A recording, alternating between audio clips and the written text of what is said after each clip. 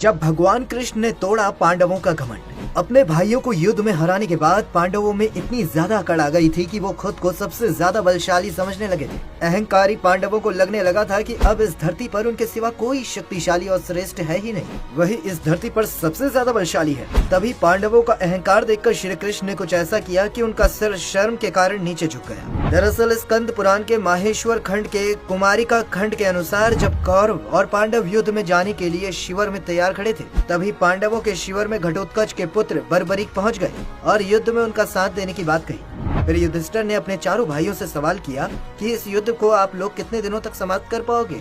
अपने बड़े भाई की बातें सुनकर चारों भाई एक दूसरे का मुख ऐसे देखने लगे मानो उन्हें खुद पर भरोसा ही नहीं।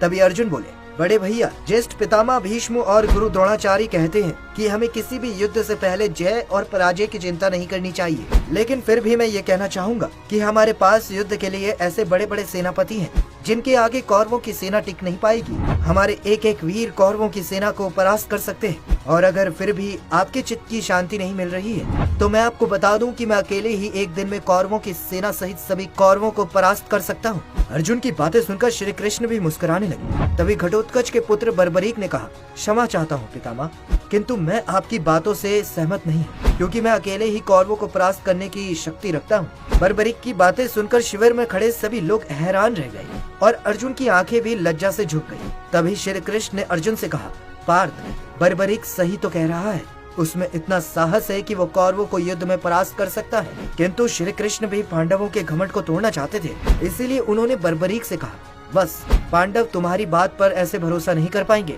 आखिर तुम कैसे उन्हें परास्त कर सकते हो? हमें तुम्हारी श्रेष्ठता का प्रमाण चाहिए। श्री कृष्ण की ऐसी बातें सुनकर बर्बरीक बोले, प्रभु, आप जो मेरे तरकश में ये 3 बाण देख रहे हैं, मैं इनकी सहायता से ही कौरवों का संहार कर सकता हूँ। तब श्री कृष्ण ने पांडवों को कहा कि बर्बरीक को एक ऐसे स्थान पर ले जाया जाए जहाँ पीपल का एक विशाल पेड़ हो। जब वहाँ सभी पहुँच गए तो भगवान श्री कृष्ण बर्बरीक से बोले, पुत्र, ये पीपल का पेड़ देख रहे हो, तुम्हें इस पेड़ पर जितने भी सूखे पत्ते दिख रहे हैं उन्हें अपने इन बाणों से भेदना है। अगर तुमने इन तीनों बाणों से सभी सूखे पत्तों पर निशान लगा दिए तो पांडवों को तुम्हारी वीरता पर विश्वास हो जाएगा। अब भगवान श्री कृष्ण की बातें सुनकर बर्बरीक ने उन्हें प्रणाम किया और अपने तरकस से बाण निकालकर पीपल के पेड़ पर छोड़ दिया। पल भर में एक साथ पेड़ पर मौजूद सभी सूखे पत्ते जमीन पर गिर गए। अब पीपल के दूसरे पेड़ पर निशान लगाने के लिए बर्बरीक ने फिर दूसरे बाण को निकाला और सूखे पत्तों की दिशा पर छोड़ दिया। तभी एक चिन्हित किया हुआ पत्ता धरती पर आया और श्री कृष्ण ने उसे अपने पैरों के नीचे दबा दिया। जब बर्बरीक के दूसरे बाणों ने सभी सूखे पत्तों को भेद दिया, तब वह वापस बर्बरीक के पास आने की बजाय भगवान कृष्ण के पास रुक गए। ये देखकर बर्बरीक ने उनसे कहा, प्रभु, एक सूखा पत्ता आपके पैरों के नीचे है, कृपया करके आप अपना पैर पत्ते से हटा लीजिए, क्योंकि मेरे ये बाण अपने लक्ष्य को भेद बिना वापस नहीं आते। बर्बरीक की बातें सुनकर सभी पांडव हैरान रह गए और आखिर उन्हें विश्वास हो गया कि उसमें अकेले कौरवों को हराने का साहस है। लेकिन तभी श्री कृष्ण बोले, पार्थ, बर्बरीक आपका युद्ध में साथ नहीं दे सकता। वासुदेव की ऐसी बातें सुनकर पांडव समझ नहीं पाए और उन्होंने श्री कृष्ण से सवाल कर दिया कि ऐसा क्यों? तो प्रभु श्री कृष्ण बोले, बर्बरीक ने अपनी माता को वचन दिया है कि जो भी इस युद्ध में निर्बल होगा मैं वहाँ उसी पक्ष से युद्ध लड़ूंगा, किंतु यदि वो आपके पक्ष से युद्ध लड़ेगा तो कौरवों का सर्वनाश होने लगेगा और अगले ही पल जब कौरव निर्बल हो जाएंगे तो बर्बरीक को युद्ध में तुम्हारे खिलाफ लड़ना पड़ेगा और उन्हीं से फिर तुम्हारा भी सर्वनाश हो जाएगा। श्री कृष्ण की बातें सुनकर बर्बरीक ने उसी क्षण उनके चरण पकड़ लिए और बोला, प्रभु, मैं क्या करूं? तब भगवान श्री कृष्ण बोले कि पुत्र, तुम प्राण दान कर दो। श्री कृष्ण की ये बातें सुनकर बर्बरीक ने दोनों हाथ जोड़ते हुए कहा, प्रभु, किंतु मुझे युद्ध में पांडवों का साथ देना था। मैं इस युद्ध को अपनी आंखों से देखना चाहता हूँ। अगर मैं प्राण दान कर दूंगा तो मेरी इच्छाओं का क्या होगा? बर्बरीक की बातें सुनकर पांडव भी निराश हो गए। तब भगवान श्री कृष्ण ने बर्बरीक को अपने दोनों हाथों से उठाते हुए कहा, वीर बर्बरीक, मैं तुम्हें वचन देता हूँ कि मैं तुम्हारी इस इच्छा की पूर्ति करूंगा, लेकिन इसके लिए तुम्हें अपना शीश दान करना पड़ेगा। श्री कृष्ण की बातें सुनकर अगले ही पल बर्बरीक ने तरकश से एक बाण निकाला और खुद पर ही भेद दिया। देखते ही देखते पल भर में उस बाण ने बर्बरीक का सिर धड़ से अलग कर दिया, जो श्री कृष्ण के चरणों में जा गिरा।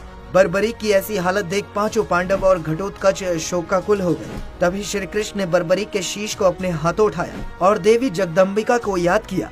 जगदम्बिका वहाँ प्रकट हुई और उन्होंने वासुदेव को प्रणाम करते हुए कहा, क्या आज्ञा है प्रभु? श्री कृष्ण ने उनसे कहा कि देवी बर्बरीक के शीश को अमृत से सींचने की कृपा करे ताकि वीर बर्बरीक का यह शीश अजर अमर हो जाए। तभी देवी ने वासुदेव की आज्ञा के अनुसार शीश को अमृत में सींचकर हमेशा के लिए अमर कर दिया। फिर श्री कृष्ण ने बर्बरीक के उस कटे हुए सिर को कुरुक्षेत्र मैदान के बगल में स्थित एक पर्वत की चोटी पर अपने दिव्य शक्ति से स्थापित कर दिया। इस तरह बर्बरीक ने पूरा युद्ध पर्वत से अपनी आंखों से देखा। जब युद्ध समाप्त हो गया और पांडवों ने युद्ध पर विजय हासिल कर ली तो पांचों पांडव युद्ध में मिली जीत का श्रेय स्वयं को देने लगे। तभी पांचों भाइयों के बीच में ये बहस चल रही थी कि तभी श्री कृष्ण उस कक्ष में पहुंच गए और उन्होंने उनसे कहा कि आप सभी किस बात पर इतना बहस कर रहे हैं।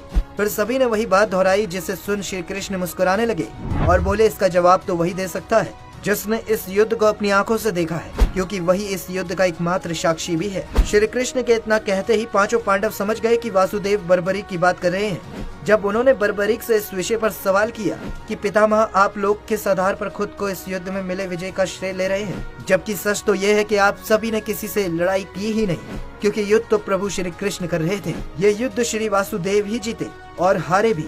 बर्बरीक की बातें सुनकर पांचों पांडव का सिर लज्जा से झुक गया और इस तरह से श्री कृष्ण ने पांडवों का घमंड तोड़ दिया। दोस्तों, अगर आप श्री कृष्ण के सबसे बड़े भक्त हैं तो कमेंट में जय वासुदेव जरूर लिखिएगा। वीडियो पसंद आई हो तो वीडियो को लाइक कीजिएगा और ज्यादा से ज्यादा शेयर कीजिएगा।